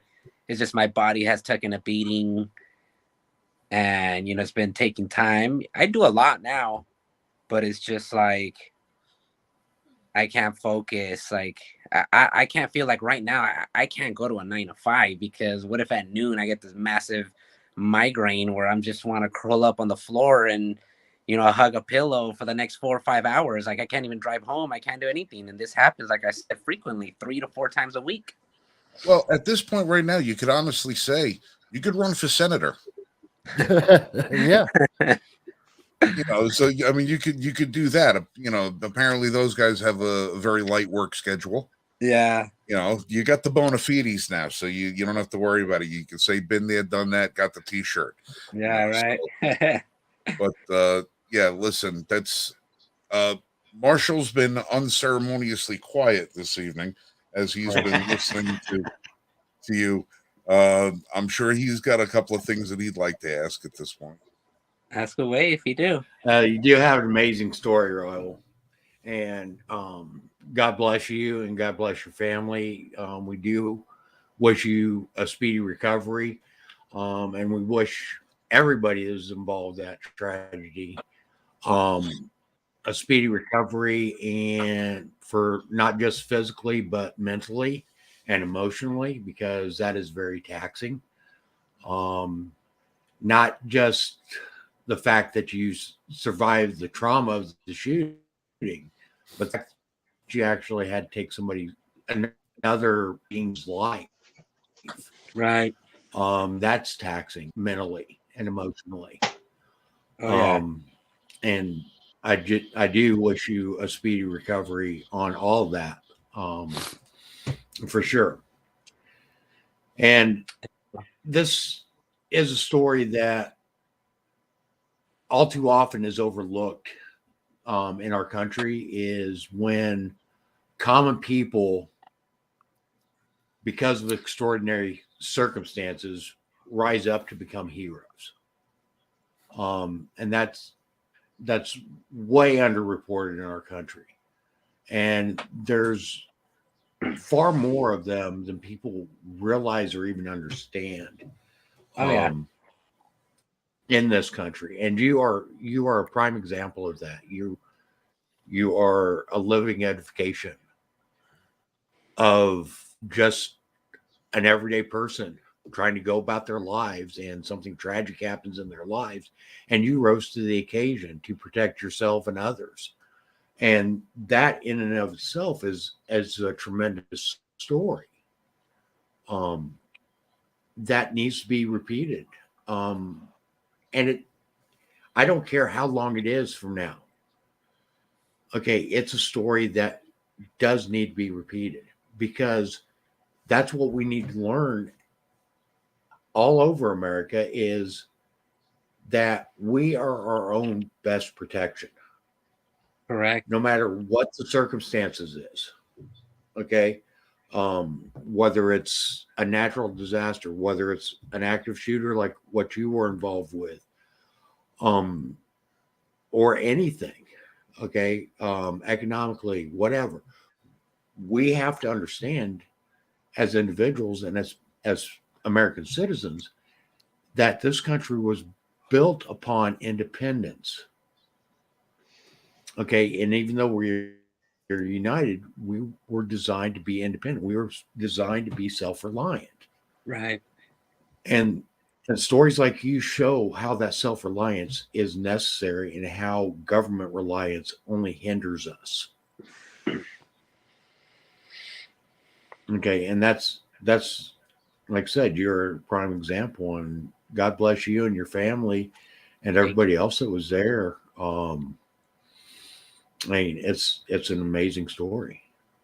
So I do thank you for coming on, and I thank you for sharing. Oh, thank you. Hey, Pete, as the dad to a couple of little girls, I'm Got another sure. girl dad over here, huh? Yeah. I got 3 girls, so Sarah, well, I have 2 of my own, and your story has left me quite speechless. I can't, I couldn't imagine being in that situation, how I would personally handle it, even though I am an advocate for the Second Amendment. I do not carry. I know that's that's not a good thing, but Even though he in-house, has a beautiful Sig P29, a 229, and a 938. they live in the house nicely. They do not live on my hip on a daily basis. oh man. Well, But he doesn't leave the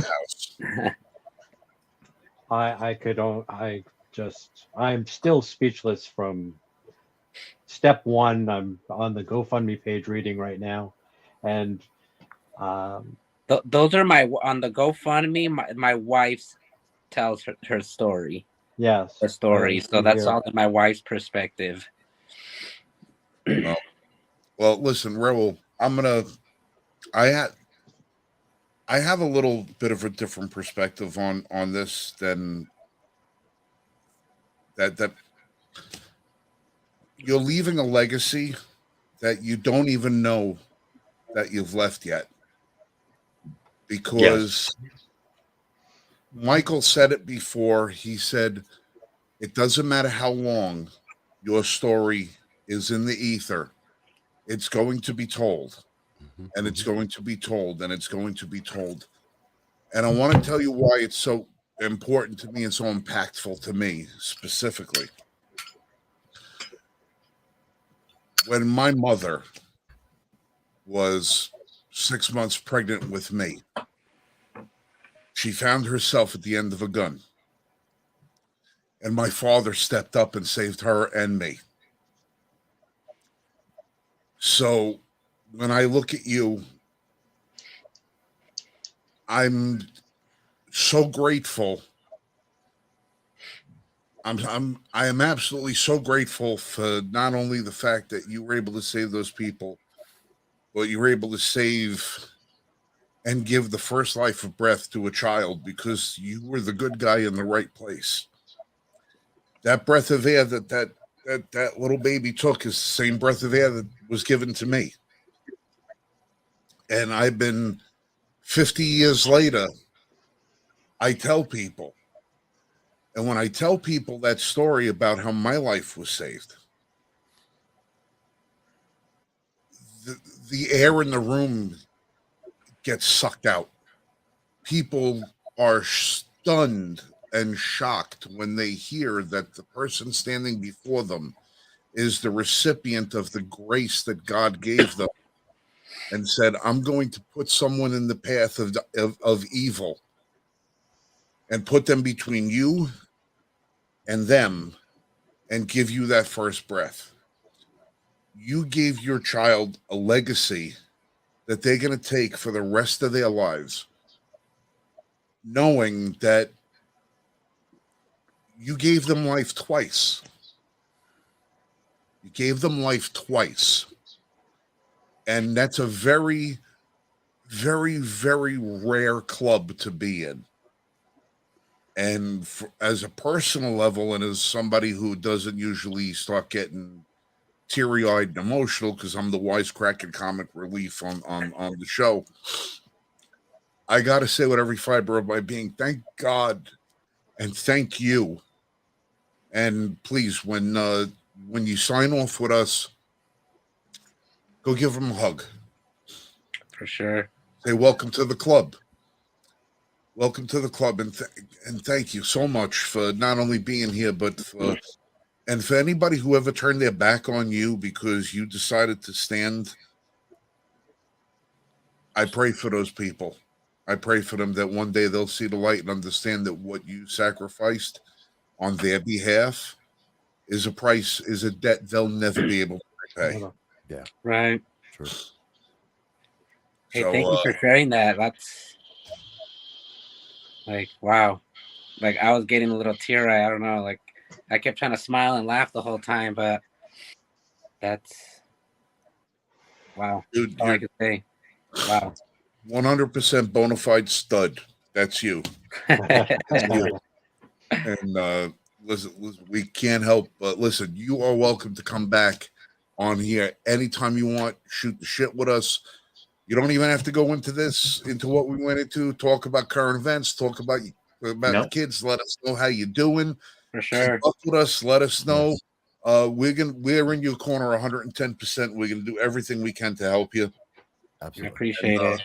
And like I said, I wasn't sure if I was gonna get to Indianapolis this year. Now I am. Well, I'll see you there then.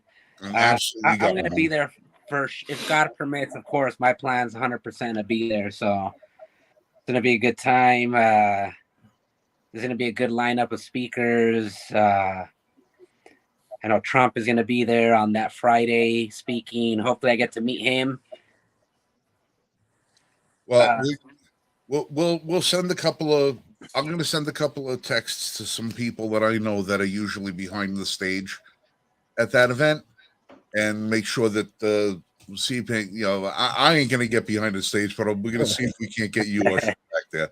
Yeah, I just spoke to one of the executives at the NRA, and I was like, "Hey, I'm like, you got to get me to meet Trump and all that." He's like, "I don't see why not. I'm pretty persistent.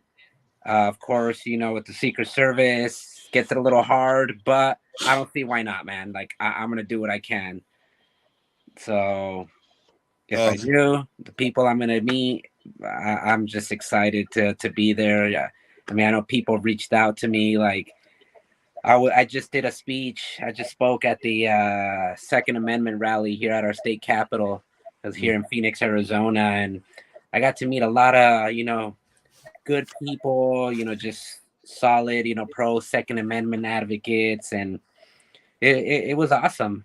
I mean, I met our Pinal County sheriff, amazing guy, Sheriff Lamb, 2-way advocate, just amazing guy. I got to meet him, take a picture with him. I met some other great people. So I mean, and Sheriff I just like to talk. Yeah, Sheriff Lamb just suffered. What's that? I'm sorry. Sheriff Lamb just suffered the loss of his son. Yeah. A couple of months ago, and he was at SHOT Show in Vegas this not that long ago, and a friend of ours presented him with a commemorative rifle, honoring his son and everything else like that. We spoke to him and stuff. He's a great guy. He's a good guy to have in your Rolodex. Yeah, for sure. So I took a picture with him. I tagged him on it, and we got a conversation going on Instagram. He shot me his personal number. He's like, "Hey, if you ever need anything." So I actually would like to just go hang out with him. I mean, go to his office. Let's go shooting. Take me to your training facility. Right. He was just an amazing guy, like just so genuine, introducing me to everybody. Ro, come here. Mm-hmm. Yeah, I want you to meet this person. Like, just looking at me, just I don't know, just the way he is. Like he was just a great guy, man. He just felt like a good person I want to be around with. You know what I mean? So well, we'll see. I'm going to send you a little bit of information later about a rifle. When you talk to him, tell him, hey, I heard you got this rifle. I want to go out shoot it with you. He'll say, how do you know I got this rifle? I know. And just tell him you know people. That's it. Just don't tell him nothing else. You know people. So, For sure. all right, listen, we're going to let you go, Ro. We want to let you get back to your family. But like I said, open invite anytime at all. That I you want appreciate it. you said, well, we're going to send you some information. We're going to get your information passed along. And like I said, God bless you. Thank you from the bottom of my heart. And I'm sure I can speak for the other guys when we will say thank you so much. Indeed. Absolutely. We don't know what else we could say.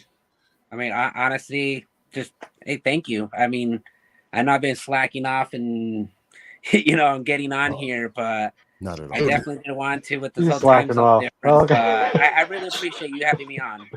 At least just to have a chat. I mean, You earned a couple days off, so don't worry about it. Oh, yes. Well, thanks again. I definitely want to be back. Oh, sometime. last question. Uh-huh.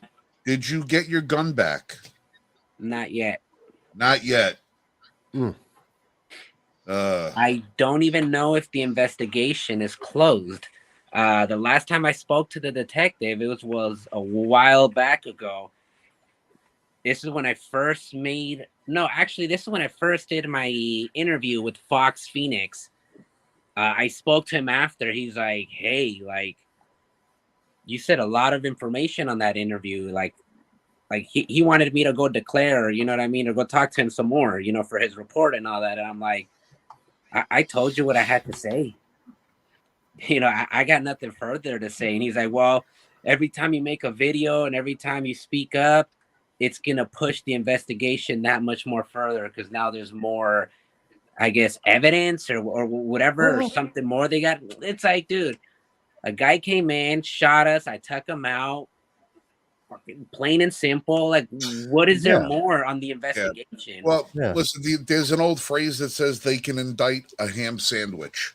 They're going to want to make sure that because there probably is a loose end somewhere on the other guy's part.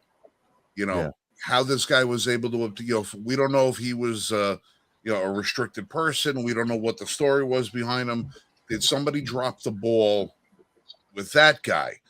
So they're going to make sure they cover their asses first.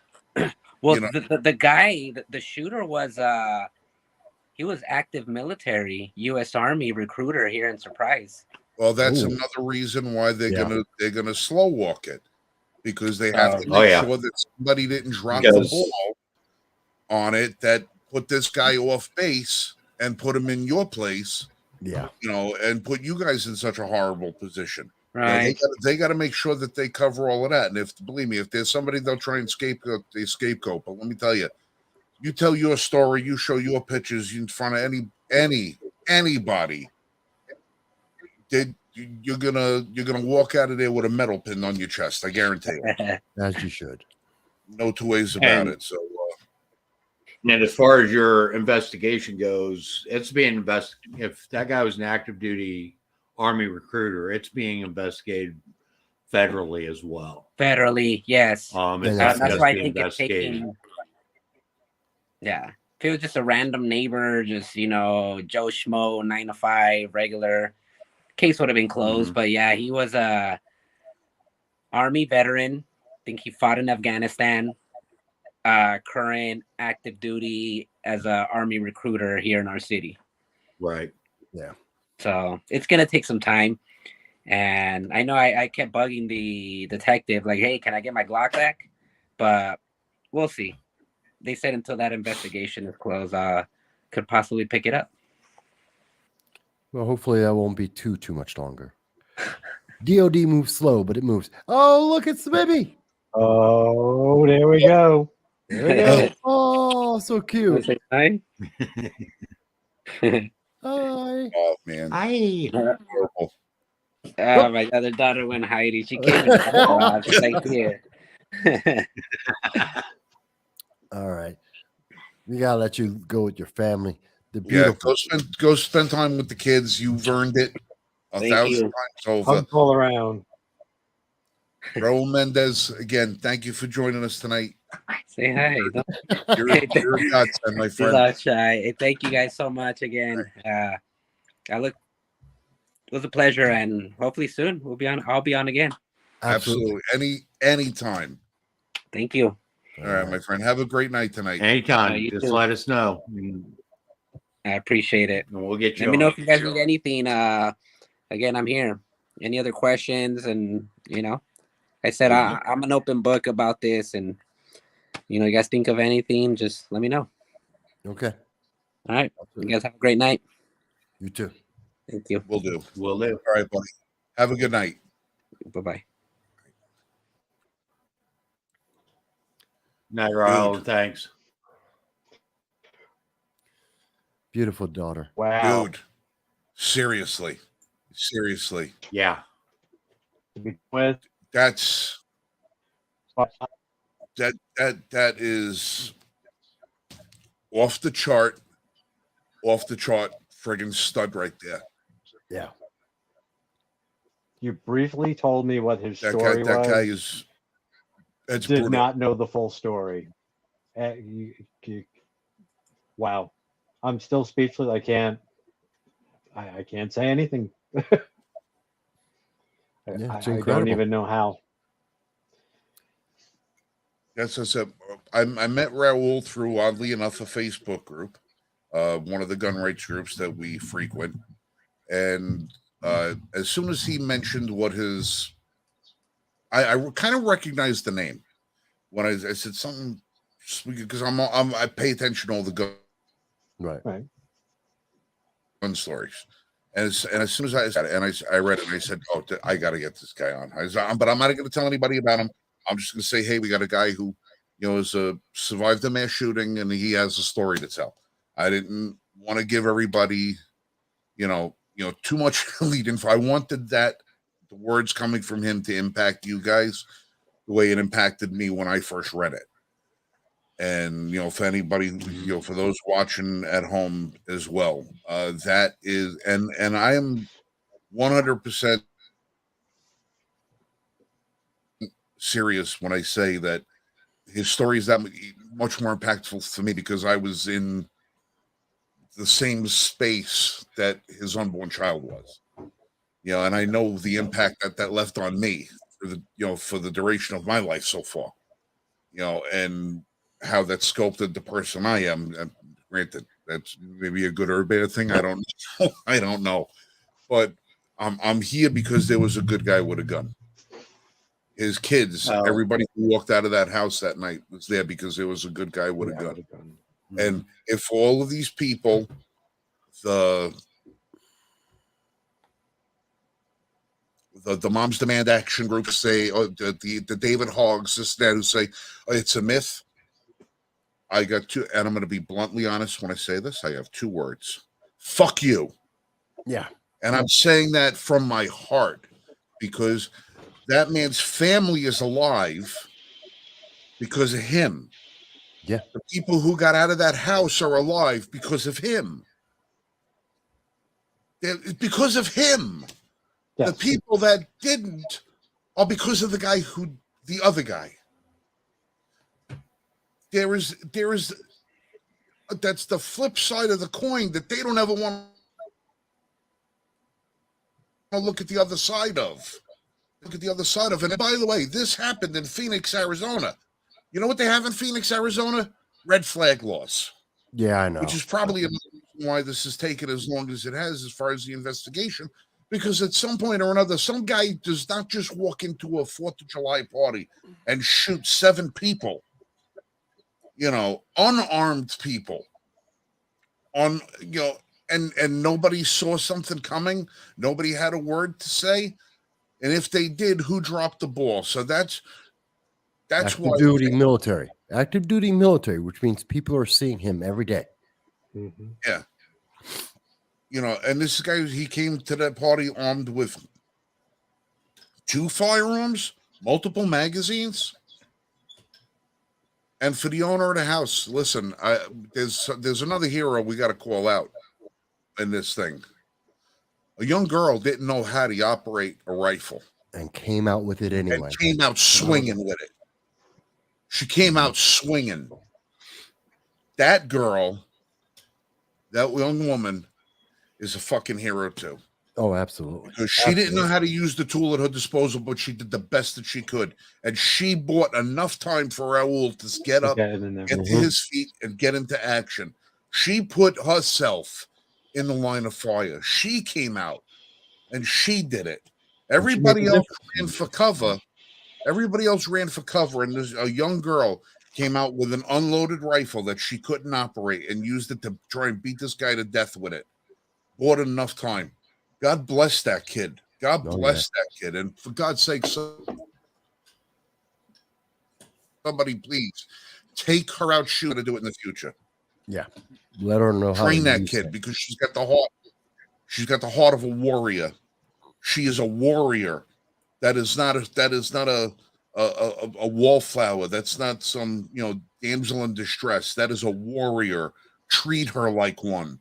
Educate her and give her the tools that she needs because she's going to save someone else's life. Sons of bitches. For sure. People turned it back on this kid. People turned it back on this kid. That is disgusting. They try to minimize. It sounds like they tried to minimize the story because it's not politically advantageous. Doesn't fit the bill. But it's this is human. This is humanity. This is important. We need to have this. We need people to know this is the reality. The dark side of it, the positive side of it, the reality. It's not a game. It's not a game. Oh, and it's like we've said on here many, many times that ultimately our survival, whether it's economic, whether it's physical, our basic survival is based upon our self-reliance. If we are relying on somebody else for our survival, no matter what area it is, then guess what? You aren't going to survive because at some point, those people that you are relying upon for your survival are going to let you down for their own survival. Well, the police can't make it there. Police can't. When they showed up, police can't make it there. Okay, we saw what happened in Parkland. We saw in several other shootings where police were on scene, armed agents of the government were on scene and failed to act. Yeah. On multiple occasions. Mm-hmm. Okay. You can't rely on anybody else but yourself. Yeah. That's Uvalde. Plain and simple. And that is what was brought forth in the Heller decision. That was further carried out in the McDonald's decision.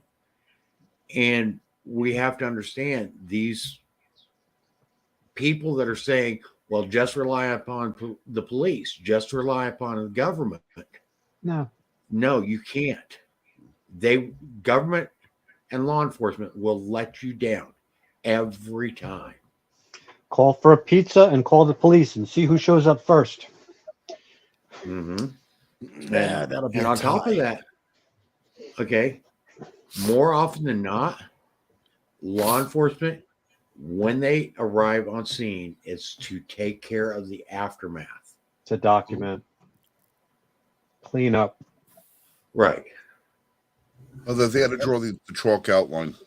Yeah. Yep. They can't be everywhere. They're there to respond to the aftermath.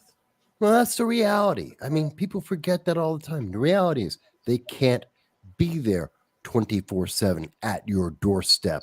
No, they can't. They can't. They can't be everywhere. There's a reason why we have these things. Go ahead, Frank. And we already know that the police department is under no legal obligation to save you. That. Right. Or protect you. I mean, there's been multiple court rulings on that. Right. They have every legal obligation to arrest you, and to help prosecute you, but none to Not to defend prevent. you.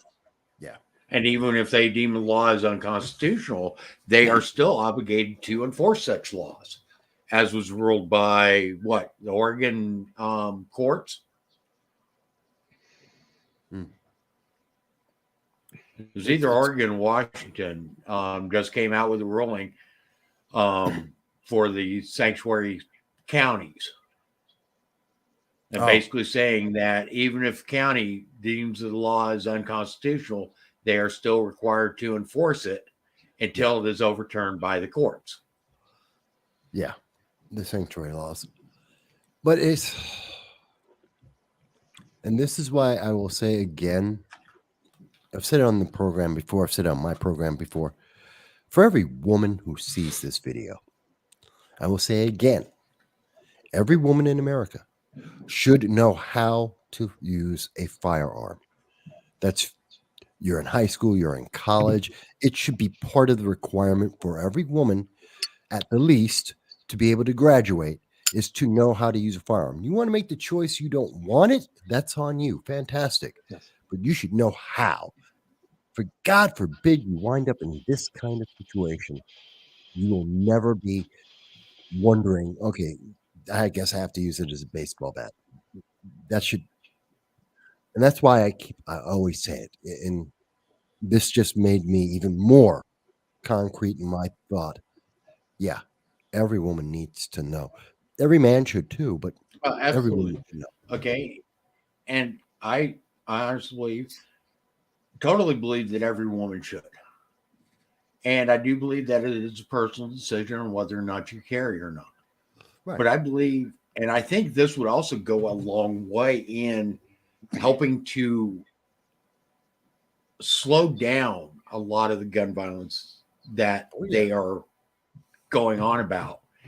If everyone was required to learn about firearms, okay, learn how to handle them, learn about them firsthand, I think it would go a long way towards stopping a lot of this because number one, so many people wouldn't be as scared of firearms as they are now. Okay. So that would increase the number of people that were actually had firearms, which in turn would increase the hesitancy of violent criminals to act.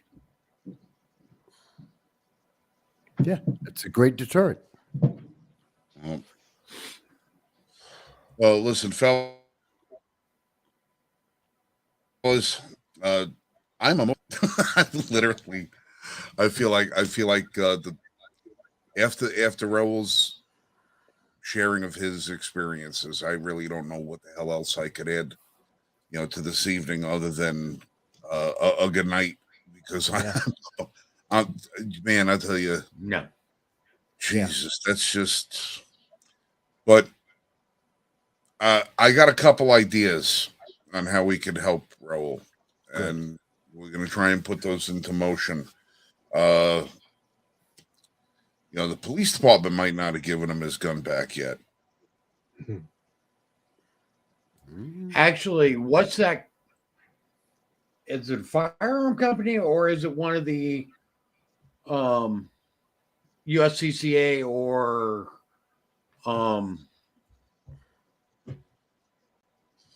Gun Shield that provides a weapon? I believe it's to US. individuals that have had their.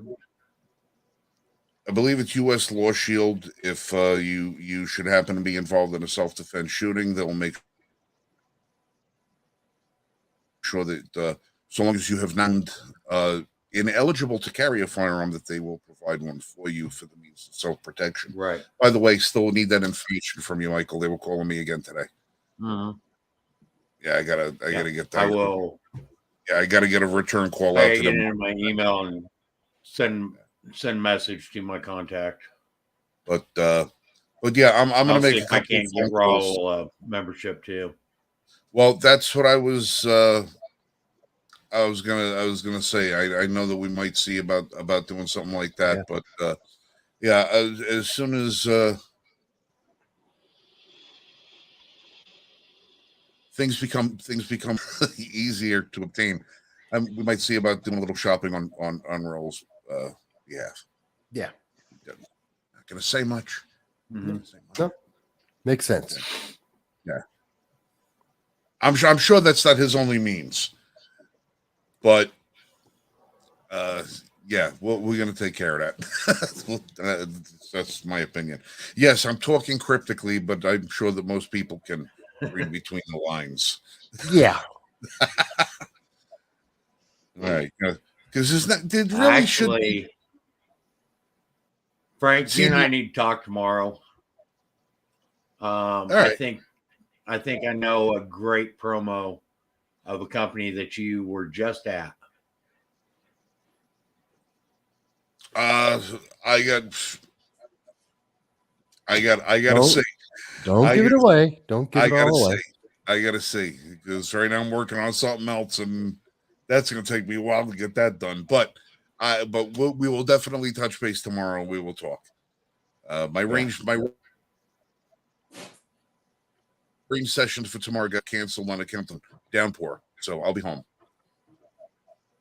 Okay. I'll be home. I'll be Give in me the a office call. doing stupid gun videos.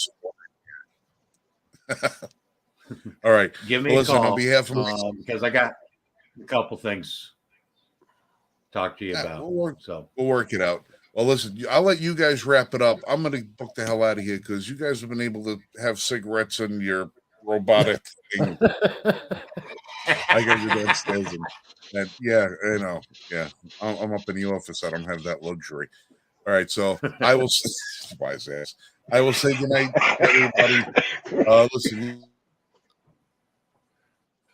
love you guys all. God bless you all straight, and we'll catch you back here, same bat time, same bat channel. All right. Have a good night, Frank. Good night, guys. Night.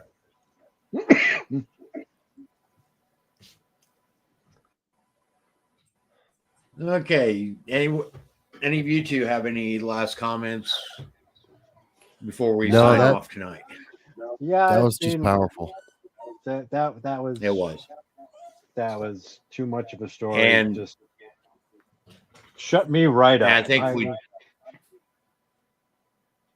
anything would I go had into is anything else. It would just done. take away from his story, and that's the Indeed. last thing I want to do Exactly. Yeah. We tonight. can push So I off think all we're the going to go other ahead. bad news until next week. Exactly. Yeah, I think we'll go ahead and end this broadcast tonight. Remember, you can catch us here every Friday night, 9 p.m. Eastern time. With that, like, share, comment, Subscribe. help us get the word out, folks. Especially tonight, I'm going to put out this. I want this particular episode to go viral. Raul's story needs to be out there. It needs to be put out there for everybody. So share it to your friends, share it to any groups that you belong to. Get the word out. Get it out in front of the people. Get Raul's story out there in front of the people. Okay. I'm not worried about so much us. I want you to get Raul's story out there in front of the people. Okay. With that, I'm going to go ahead and say goodnight to everybody. Thank you, everybody, for showing up, for watching, commenting in the chat. Thank you, everybody.